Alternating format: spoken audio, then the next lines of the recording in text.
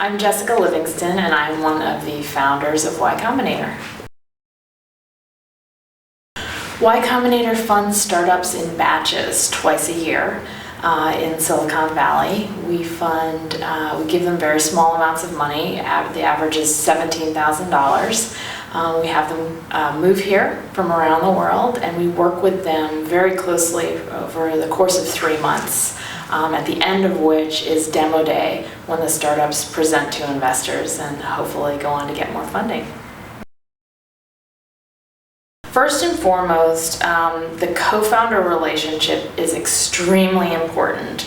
One of the biggest reasons our startups fail is because the founders don't get along, and they just die. The company dies almost before it even got started.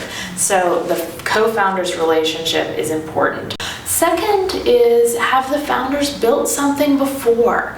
I'm not saying they need to do a startup, but have they created some cool thing that they use? Can they program well? Do they just build things for the sake of building them to see if they can do it? Because that's one of the signs of a successful founder, is like they pursue these ideas not because they want to start a startup, because they want to solve perhaps one of their own needs, or they just want to see if something can work. Another quality that I think is important is kind of being flexible-minded or open-minded.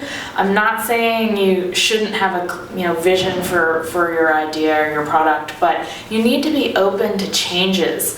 And when we talk to founders in the interview, you can kind of get a sense for, are these guys totally stubborn and unwilling to think about other possibilities related to this idea? Or if you bring up an idea, they'll say, well, we've already explored that and here's what we found. So having sort of an open mind is an important quality. I always say that the most important quality in any founder is being determined, and that is probably the toughest quality to judge in a 10-minute long interview. How determined is someone? You can't tell until you see it, but you can sometimes get a sense for different things. I mean, when I meet people who have flown from Prague to interview, I think that in itself is sort of determined to get all the way over here and deal with all the visa stuff. So we definitely are looking for a level of determination, but I'd say that's the hardest one to see in the interviews. Most people that we fund are programmers, and we used to be pretty strict about that, because you kind of have to have someone building the product to implement the vision. We just don't believe that it works to have a business person say, here's what I'm thinking, now go build it. So there's always been at least one programmer on a founding team.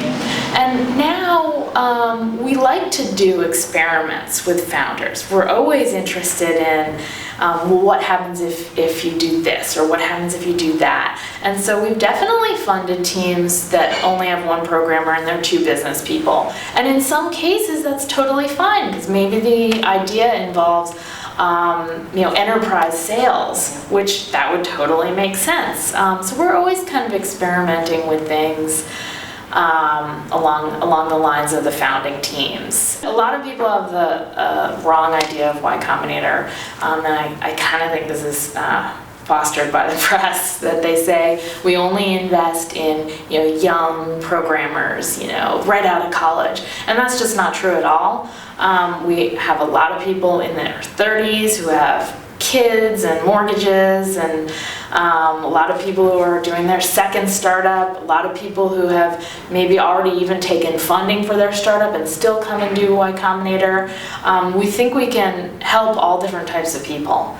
And so that's an important thing. Like this summer, of the 63 startups, there are all kinds of people.